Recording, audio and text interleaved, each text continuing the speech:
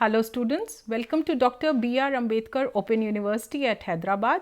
I am Dr. Sonal Mubar Roy, working at National Institute of Rural Development and Panchayati Raj. We are here to look at the course Social Issues, Policies and Development, in which we are understanding Block 2, Social Policy. This is a part of the course in Sociology UG second year, semester 3. We have already taken a look at what is social policy and what do we mean by public policy. In this segment, we will be talking about objectives of social policy. So now that we come back to the issue of social policy, what makes it distinct is its focus on human well-being and social justice. We are here to understand that this has to be a very unbiased process. It's a process that caters to the population of the country, which is very diverse in nature. While public policy can deal with many areas, social policy specifically addresses inequality, vulnerability and inclusion. These are issues that mark the face of development in the country. The government has since long been trying to address that development is ensured for all the people in the country, be it the vulnerable, marginalized sections, people living on the threshold. Social policy is one such process through which this is delivered. So what exactly are the objectives of social policy? If we look at the objectives, social policy aims to reduce inequality. This is a burning question in the country. As I said, we have a diverse population. There is a wide gap between the haves and the have-nots. So it is essential that whatever social policy is designed, it reduces this inequality. Next, to improve the living conditions of the people. When we say improving the living conditions of the people, we exactly mean is raising the quality of the life. They have better access to health, education, banking services, agri services, etc. and better opportunity for livelihoods. So they can improve their living conditions. They can live in a good house, they can send their children to better schools and have a secure lifestyle. Next, social policies are there to ensure access to basic services such as health, banking, education, etc. We see in many parts of the country, people do not have direct approach or access to these services. Such social policies actually focus on these gap areas and make sure that interventions are well implemented.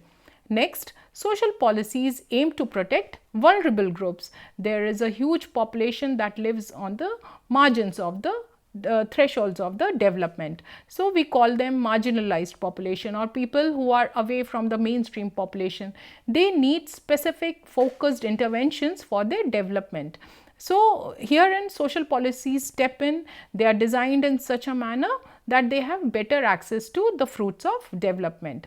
So there is also a deeper objective of social policy, maintaining social stability, because extreme inequality can lead to conflict and social policy acts as a balancing mechanism. It is a way to make sure there is justice and fairness delivered to the grassroots level. Nobody feels excluded or marginalized or feels that he or she is devoid of certain fruit of development. So social policies ensure this kind of stability. Let us also go further and understand a related concept of public policy. Public policy refers to the overall set of decisions and actions taken by the government to address public issues.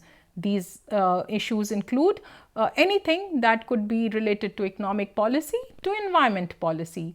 So social policy is actually a part of public policy specifically focused on welfare and social development. You have heard about the Sustainable Development Goals. You can think of those as aligning with the public policy and social policy concept, wherein there is focus on welfare of people, making sure everyone is included, nobody is left behind, etc. You can think of public policy as answering a very simple question: what does the government choose to do and what does it choose not to do? So making sure Everyone is included. This is what the government is also aligning with Viksit Bharat 2047 plan also. We are making sure nobody is left behind. We are working for the betterment of people to the last mile. There are programs such as Mahatma Gandhi Narega program, Poshan Abhiyan program. These are all interventions. These are all designed and based on policies for the welfare of the people, making sure people have better health facilities, better livelihoods. So you can take these examples to understand the whole discourse of social policy. When we are talking about public policies, these also include laws, programs, administrative actions, etc. And importantly, it reflects priorities because every policy decision involves a choice: what to focus on, what to support, and how resources are allocated. As you see, we have very limited budgets for allocation. The government has to take a call whether the center takes the responsibility or the state takes the responsibility of the allocation of budget in certain segments. Therefore, policy designing is a crucial process. Herein, we have to make sure that everything is clear as to which segment draws what kind of budget for its better execution and implementation.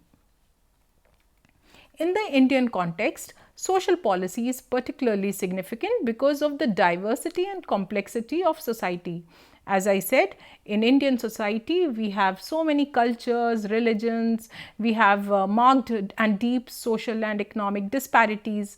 And over time, governments have introduced various policies and programs to address these inequalities and support vulnerable sections. They have made sure that all the marginalized and vulnerable sections are under the ambit of development.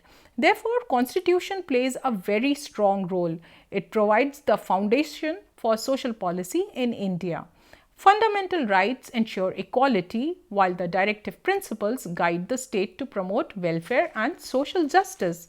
So, social policy in India is not random. It is constitutionally guided and normatively grounded. It is backed by the Constitution, and hence, as a student of sociology, you should understand this in letter and spirit.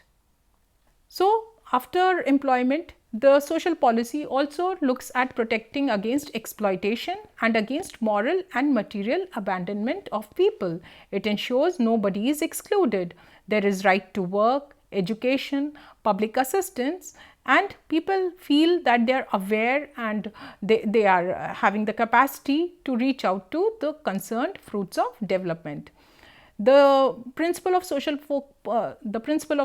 policy also focuses on just and humane conditions of work and maternity relief. It also talks about free and compulsory education. It also promotes special case of educational and economic interest of the weaker sections of the society. Overall, the social policy focuses on the betterment and welfare of the marginalized sections of the people.